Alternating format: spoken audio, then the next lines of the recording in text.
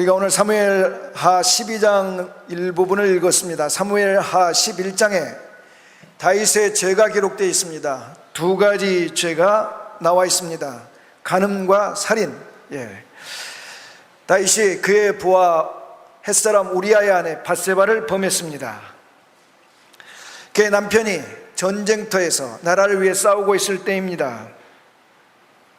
그런데 그 여인이 임신을 하게 됐습니다. 다윗이 이 사실을 덮으려고 그 밧세바의 남편 우리아를 죽입니다. 자기 칼로 죽이지 않고 암몬과 전쟁하는 그 전쟁터에 가장 치열한 곳, 적군이 가장 강한 곳에 우리아를 선봉에 세워 죽게 합니다. 간접살인한 겁니다. 굉장히 흉악한 죄를 저질렀죠. 근데 다윗이 아무도 모르게 이 일을 저질렀습니다. 여기서 우리가 질문을 하나 해야 됩니다. 다윗이 어떤 사람입니까?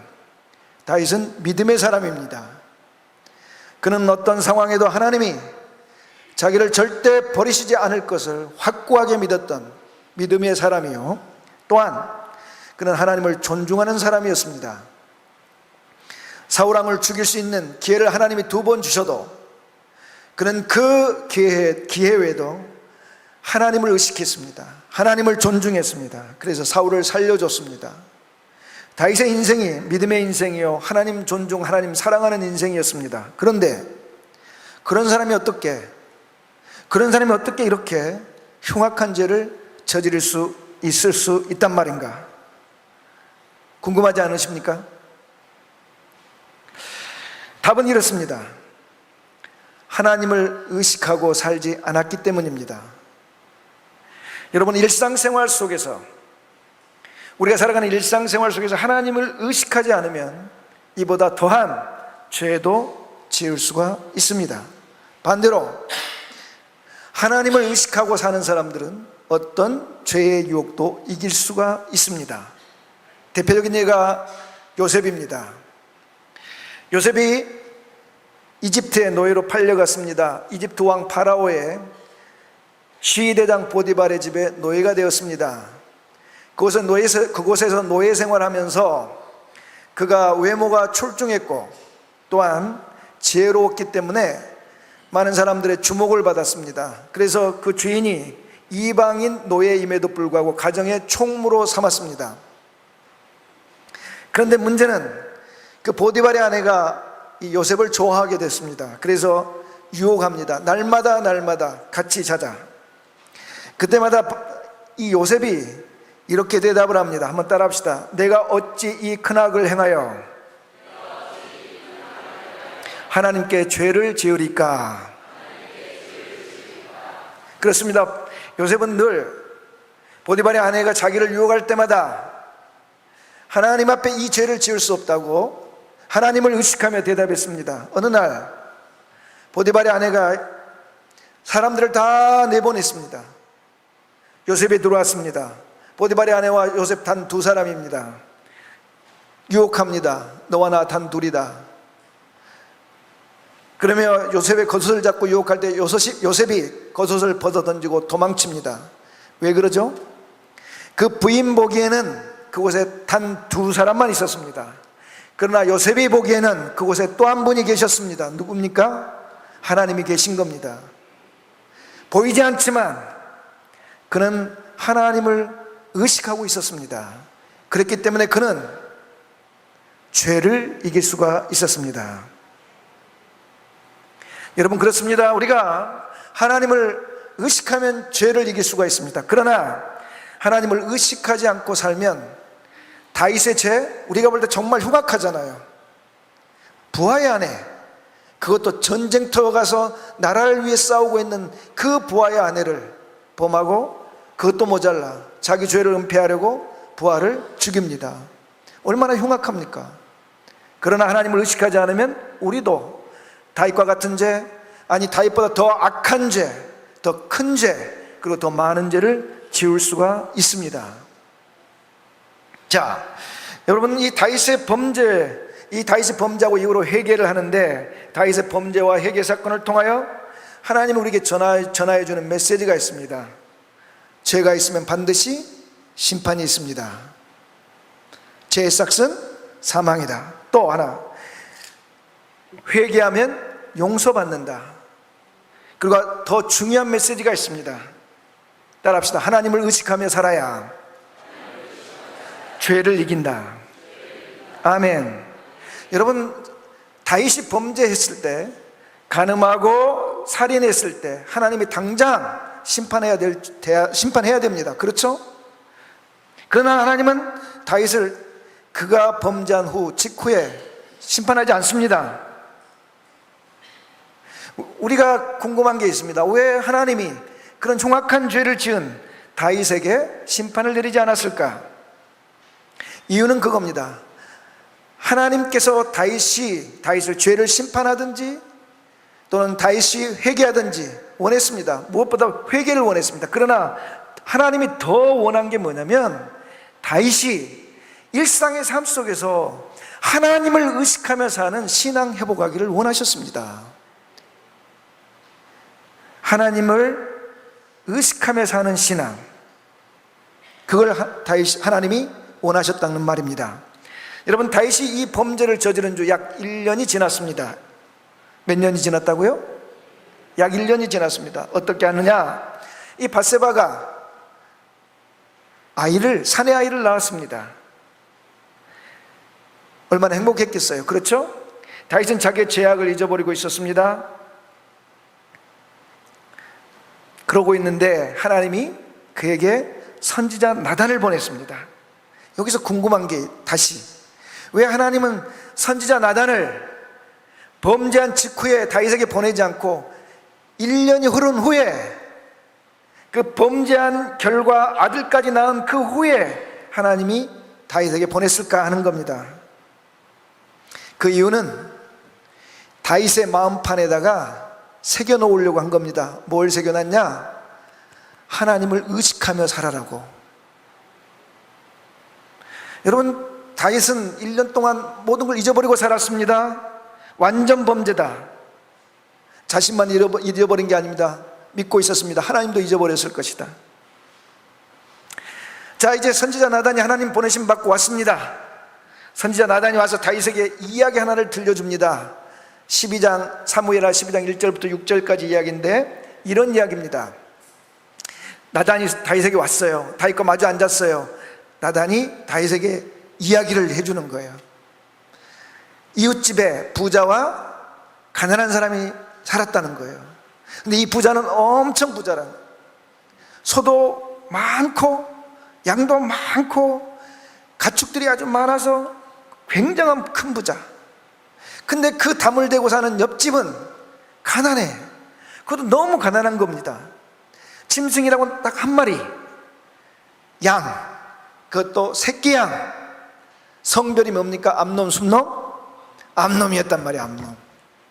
그래서 이 가난한 이 사람이 이 암양 새끼를 너무 사랑을 했어요. 그래서 딸처럼, 자식처럼 키웠어요.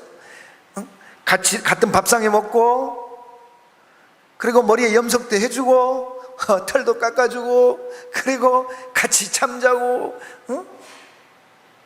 딸이라. 이 가난한 사람의 딸, 가족이란 말이죠.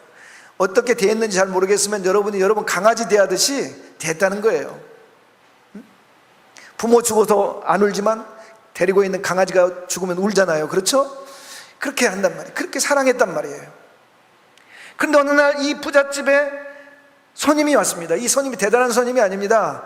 이 성경을 보면 행인 그랬는데, 행인이란 게 뭐냐면 여행하는 객이 하룻밤 지내러 온 거예요. 근데 이 부자가 정성스럽게 대접해야 되겠다 이 생각이 들었나 봐요. 그래서 식사를 대접해 주려고 한 게 뭐냐면 짐승을 잡아야 되겠다. 많은 소떼, 많은 양떼가 있음에도 불구하고 옆집 가난한 그 사람의 자식 같은, 딸 같은 어린 양을, 새끼 양을 잡아다가 빼앗아 잡아서 먹였습니다. 이 이야기를 했어요. 그랬더니 이 이야기를 듣자마자 다윗이 분노합니다. 뭐라고? 하면서 이렇게 이야기를 합니다. 그 부자 죽어야 된다, 살아야 된다? 죽어야 된다, 그거. 그리고 빼앗은 양 몇 배로 갚아야 된다? 4배로 갚아야 된다. 여러분, 나단이 이 이야기를 할 때 누가 지은 죄를 빗대어 이야기한 겁니까? 다윗이 지은 죄를 빗대어 이야기한 겁니다. 나단은 이 이야기를 할 때 듣고 깨달으라 하는 이야기예요. 다윗 당신 깨달으세요. 근데 다윗은 이 이야기를 듣고 있으면서 자신에게 회개하라고 이야기한 거라 꿈에도 생각 못합니다. 사실 다윗은 이 이야기를 듣고 회개했어야만 돼요. 왜죠? 이 나단이 계속해서 다윗이 알아듣도록, 이거 당신이 지은 죄에 대한 이야기야 라고 알아듣도록 다윗이 굉장히 이야기 속에 힌트를 줍니다. 그 힌트가 뭐냐? 여러분, 어린 양, 가난한 집 사람이 어린 양 키웠다고 그랬죠. 그 어린 양이 성별이 뭐라고 그랬어요? 여자, 남자? 여자, 딸이었다. 이 정도 들으면 자기 죄가 생각나야 되잖아요.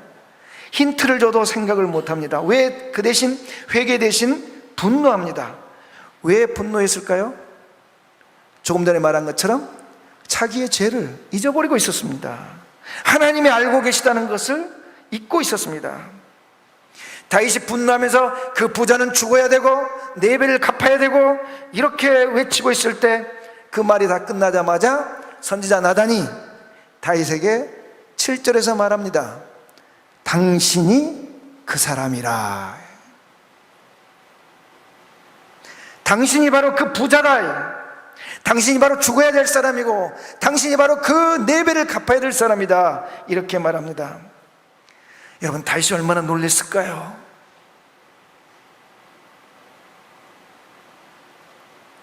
다윗의 선지자 나단이 다윗에게 당신이 바로 그 사람이라 말할 때 다윗의 마음속에, 다윗의 마음 깊은 곳에 올라오는 말이 있었다 생각합니다. 그 말이 뭐냐? 따라합니다.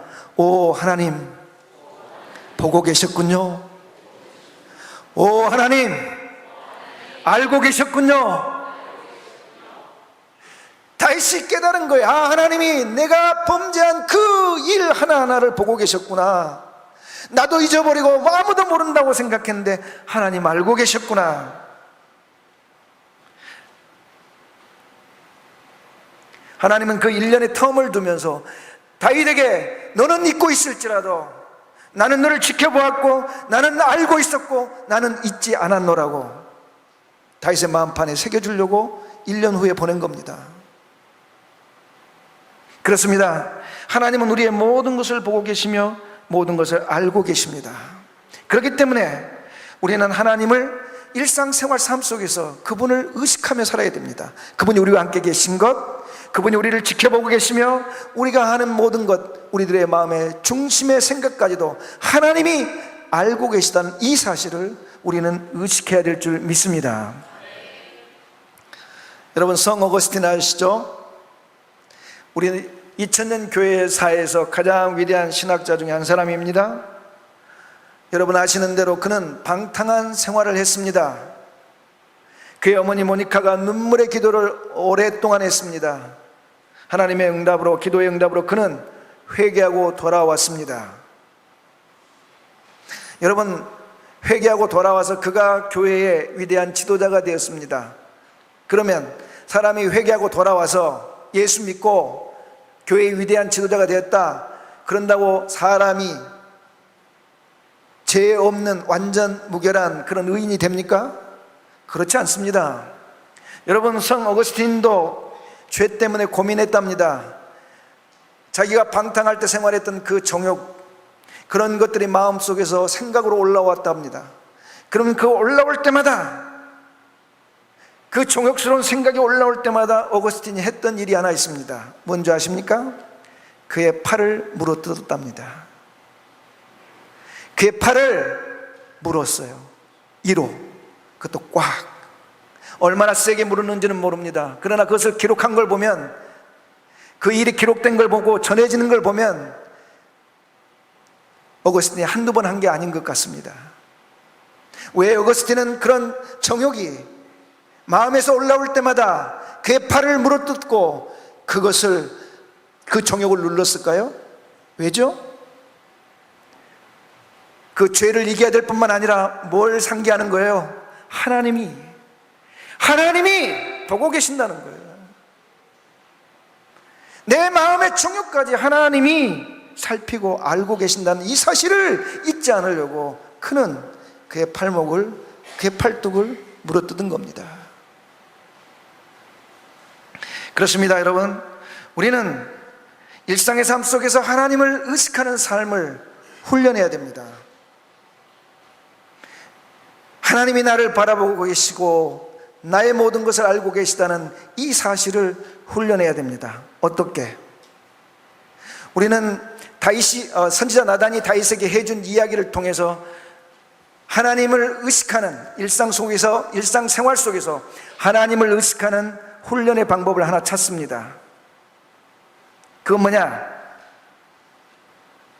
여러분, 만약에 어떤 사람의 죄가, 어떤 사람의 잘못이 우리 눈에 들어오면 우리는 어떻게 해야 될까요? 선지자 나단이 이야기했지 않습니까? 부자 그 사람, 가난한 사람, 딸 같은 암양 뺏어다가 행인 그 여행객 대접했다, 이 말 듣고 다윗이 뭐라고 그럽니까? 분노했다고 그랬잖아요. 근데 실제로 다윗이 볼 때 악한 그 사람, 그 부자의 이야기를 통해서 하나님은 누구 죄를 생각나게 한 겁니까? 다윗의 죄를 생각나게 한 겁니다.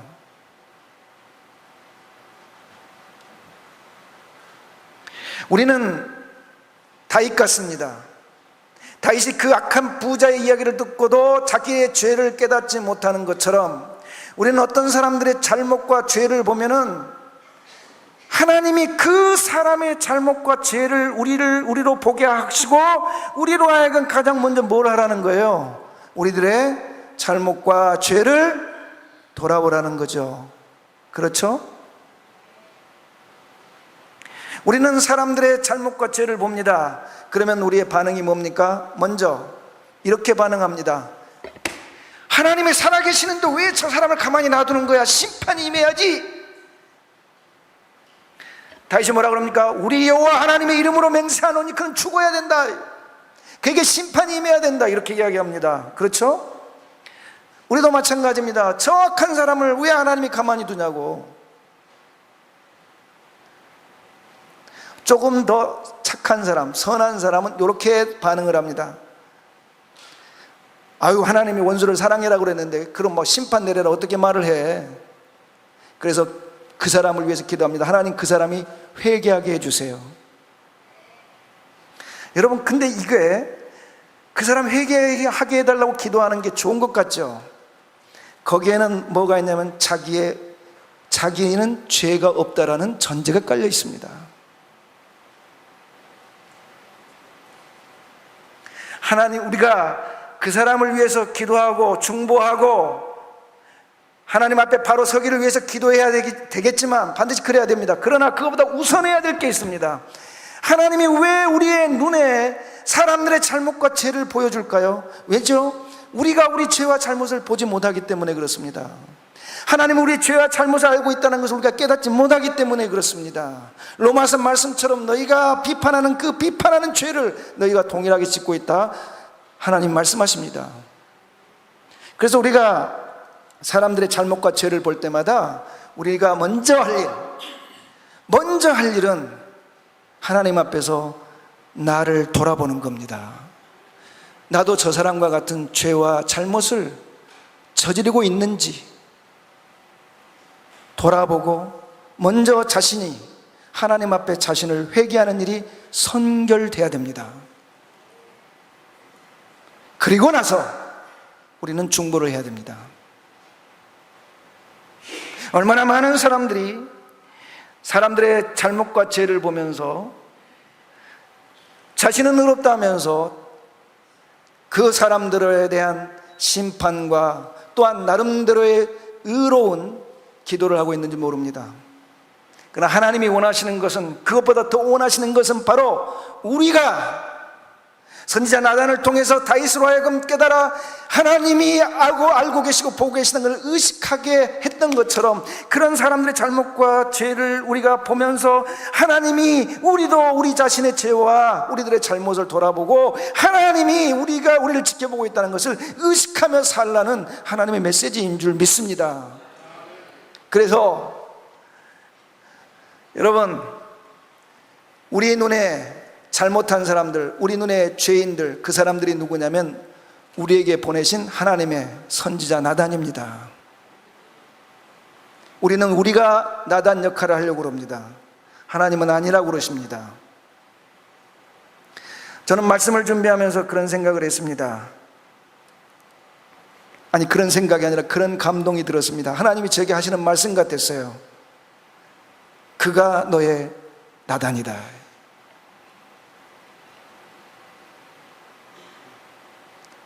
그 여인들이 너의 나단이다.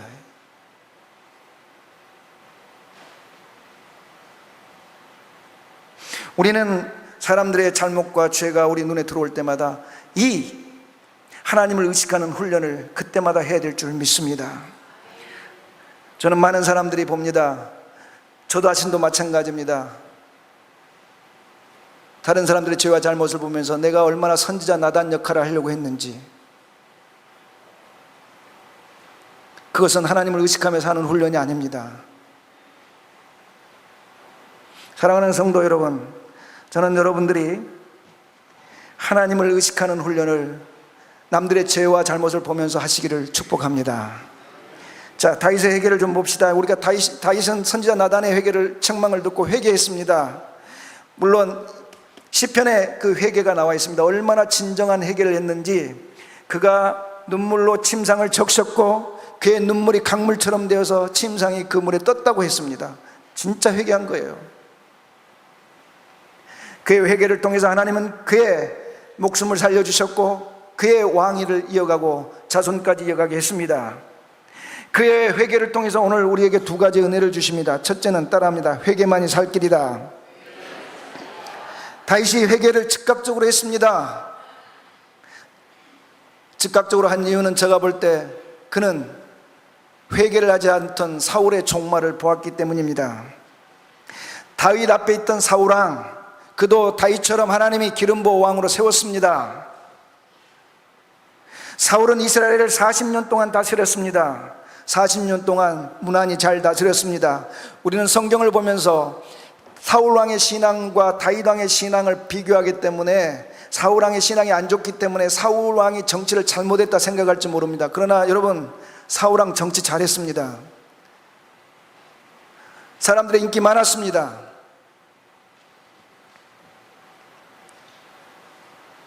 그런데 그는 하나님보다 자신이 주인공이 되기를 원했습니다. 그리고 하나님이 말씀하시면은 자기가 할 수 있는 만큼, 또 자기가 유익이 되는 만큼 그 정도 선에서 순종했습니다. 어느 날 하나님께서 선지자 사무엘에게, 사울에게 전할 명령을 주셨습니다. 아말렉 진멸해라. 생명, 사람이든 짐승이든 다 진멸해라. 그 명령 받고 군대 이끌고 아말렉과 싸워 이겨 승리했습니다. 그러나 그는 다 죽이지 않고 아말렉 왕도 살렸고 아름다운 여인들도 살렸고 그리고 기름진 좋은 짐승도 살려왔습니다. 사무엘이 하나님의 보내심을 받고 가서 사울왕을 책망합니다. 그때 사무엘을 통한 하나님의 책망을 듣고 사울이 보인 반응은 뭐였냐? 사람을 의식했습니다. 하나님을 의식하지 않고 사람을 의식했습니다. 그래서 사무엘상 15장 30절에 보면 사울이 이르되 내가 범죄하였을지라도 이제 청하옵나니 내 백성의 장로들 앞과 이스라엘 앞에서 나를 높이사 나와 함께 돌아가서 내가 당신의 하나님 여호와께 경배하게 하소서 하더라. 아멘. 이 사울 왕의 대답, 언뜻 들으면 굉장히 믿음이 좋은 것 같습니다. 내가 범죄했습니다. 당신과 함께 가서 하나님 경배, 예배하길 원합니다.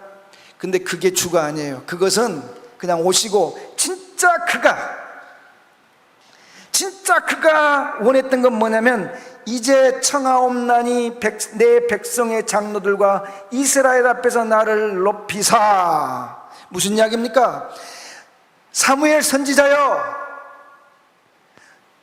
내가 이 범죄한 거 알겠습니다. 그러나 지금 내게 중요한 건 백성들의 장로, 이스라엘 백성들이 나를 인정해 주는 겁니다. 사울은 회개 거절했습니다. 그가 하나님의 용서받는 일에 관심보다는 사람들의 관심과 지지를 받는 일에 더 힘을 썼습니다. 그래서 그는 사람들을 모았고 사람들의 지지 속에 40년 왕 생활을 했습니다. 그런데 그의 마지막이 비참했습니다. 아시는 대로 그는 블레셋과 전쟁에서 결국 스스로 목숨을 끊었습니다. 그날 그가 왕위를 그렇게 물려주고 싶었던 큰아들 요나단과 어울려서 3명의 아들이 같이 죽임을 당했습니다. 그것뿐이 아닙니다. 남겨진 사울의 집안이 산산조각이 났습니다. 정말 눈에 보기 힘들 정도로 몰락해버렸습니다. 여러분, 다윗이 똑똑히 본 거예요. 회개를 하지 않고 살아가는 사람의 종말이 뭔지를. 그러나 그는 하나님께 은혜를 입었습니다. 왜죠? 그는 진정한 회개를 했습니다. 죄를 책망받을 때 사울은 사람을 의식하고 진정한 회개를 거부했습니다. 그러나 다윗은 선지자 나단이 당신이 바로 그 사람이다, 그 이야기를 들을 때 하나님을 의식하고 회개했습니다. 오 하나님, 당신이 보고 계셨군요. 오 하나님, 당신이 알고 계셨군요. 우리는 다른 사람들의 죄와 잘못이 보이면 우리 자신이 먼저 회개해야 될 줄 믿습니다. 다른 사람들이 우리 자신에 대해서 비난하면 그것을 회개의 기회로 삼으시기를 축복합니다. 비록 우리를 비난하고 우리를 괴롭히는 그 사람이 엉터리 같을지라도 우리가 우리 자신을 먼저 돌아보는 그런 회개의 기회로 삼을 때 하나님이 다윗에게 주셨던 은혜를 우리에게도 주실 줄 믿습니다. 두 번째 은혜는 그겁니다. 따라합시다. 하나님을 의식하는 신앙을 회복하자. 여러분, 하나님을 의식하는 신앙이 회복되려면 성령의 충만함을 받아야 됩니다. 다윗이 선지자 나단의 책망을 받을 때 회개했습니다. 그때 기도한 기도문이 시편 51편입니다. 시편 51편에서 다윗이 많은 것을 이야기하지만 특별히 하나님께 가져가지 말라고, 이것만은 가져가면 안 됩니다라고 구한 게 있습니다.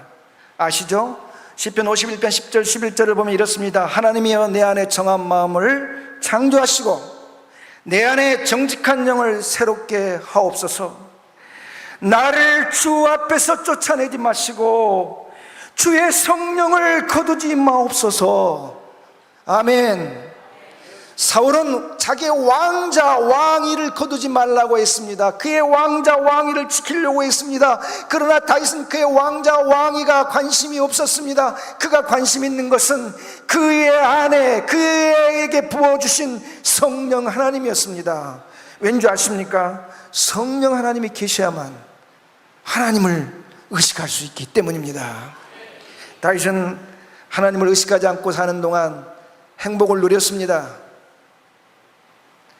전쟁에 승리했고요, 아내가 하나 더 늘었고요, 아들이 하나 더 늘었고요, 아무도 자기가 지은 죄, 자기가 덮은 죄 몰랐고요. 그러나 다윗에게 답답한 게 하나 있었습니다. 뭡니까? 하나님의 임재를 잃어버린 겁니다. 성령의 충만을 잃어버린 겁니다. 그것이 얼마나 힘들고 고통스러운 일인가. 비록 삶의 평안은 다른 어떤 때보다 좋을지 몰랐지만 성령 하나님의 임재를 잃어버리고 사니까 어떤 일을 저지릅니까? 하나님 앞에 말로 할 수 없는 흉악한 죄를 저지르는 죄인이 되는 겁니다. 그러므로 우리는 하나님을 의식하는 훈련을 해야 될 뿐만 아니라 하나님을 의식하기 위해서 성령 충만한 성도가 되어야 될 줄 믿습니다. 어떤 성령 충만한 성도가 한 사람 있었습니다. 젊은 성도입니다. 이 사람은 성령 충만과 성령 임재를 늘 누리며 살던 사람입니다. 어느 날 인터넷을 했습니다. 인터넷 하다가 호기심이 있는 곳에 들어갔습니다. 성령께서 클릭을 하자마자 무슨 말이죠? 그만하라는 거죠. 그러나 그 성령의 음성에 귀를 닫고 1시간 동안 했습니다. 그리고 1시간 후에 그곳에서 빠져나왔습니다. 여러분, 그 성도 아무런 생활의 변화가 없었습니다. 똑같습니다. 여전히 일상적인 생활 잘 돌아가고 다 그렇습니다. 여전히 열심히 기도하고 열심히 말씀 보고 주의 일 열심히 합니다. 그런데 변화가 하나 있었습니다. 하나 잃어버렸습니다. 뭐냐면 하나님의 성령의 임재를 잃어버렸습니다. 성령의 충만을 잃어버렸습니다. 이 말이 무슨 말인가 여러분 그럴지 모르는데 이걸 경험해 본 사람은 압니다. 이 성령의 충만함과 성령의 임재를 잃어버리니까 답답한 거예요. 삶은 여전히 괜찮아요. 그런데 이게 너무 답답한 거예요. 꼭 마른 밥 먹고 물을 안 마시는 것처럼 답답한 거라. 그래 다시 한번 하나님께 회개하고 주님 성령의 충만을 주십시오. 몸부림치며 기도했습니다. 1시간 하나님 기뻐하지 않는 인터넷을 하고 났더니 그 성령의 임재와 충만을 회복하는데 얼마가 걸렸냐. 그 성도 개인적인 거라 주관적인 거라 이걸 객관화시킬 수는 없지만 그 성도 한 사람, 그 사람은 일주일이 걸렸답니다. 일주일 동안 발버둥 치며 기도하면서 했더니 겨우 그 1시간 인터넷 했던 이전에 하나님의 임재가 채워지더랍니다. 사랑하는 성도 여러분, 우리는 예수를 믿고 삽니다. 예수 믿는 사람에게 성령을 주셨습니다. 성령이 충만하면 우리가 일상의 삶 속에서 하나님을 의식하며 삽니다. 하나님을 의식하며 사는 사람은 감옥에 처박혀 살지라도 때가 되면 하나님이 높이십니다. 요셉을 봅시다. 그가 하나님 의식하며 결국 어디에 갔습니까? 억울하게 감옥에 들어갔습니다. 캄캄한 감옥, 죽음이 기다리는 감옥, 앞날이 보이지 않는 감옥. 그러나 그는 그곳에도 하나님을 의식하며 살았고 하나님과의 영감의 교제를 놓지 않고 살았습니다. 그랬더니 무슨 일이 일어납니까? 때가 되니 하나님이 그를 높이셨고 하나님이 그를 통하여 제국을 먹여 살리며 열방을 먹여 살렸습니다. 사랑하는 성도 여러분, 우리는 다윗의 죄와 회개를 오늘 살펴보았습니다. 우리는 이 제목을 보면서 그래 회개해야지 우리는 다짐할 수 있습니다. 그러나 무엇보다 더 중요한 것은 하나님을 의식하며 사는 신앙을 회복하는 겁니다. 우리 이 시간 조용히 눈을 감습니다. 사랑하는 성도 여러분, 여러분은 죄에 대한 책망을 받을 때 사울왕입니까? 다윗왕입니까? 여러분은 다른 사람의 죄와 잘못이 보일 때 여러분이 선지자 나단이 됩니까? 아니면 그 사람을 하나님이 보내신 선지자 나단으로 생각하십니까? 이 시간 조용히 여러분을 하나님 앞에 세워놓고 하나님을 의식하는 신앙의 회복의 기도를 드리겠습니다.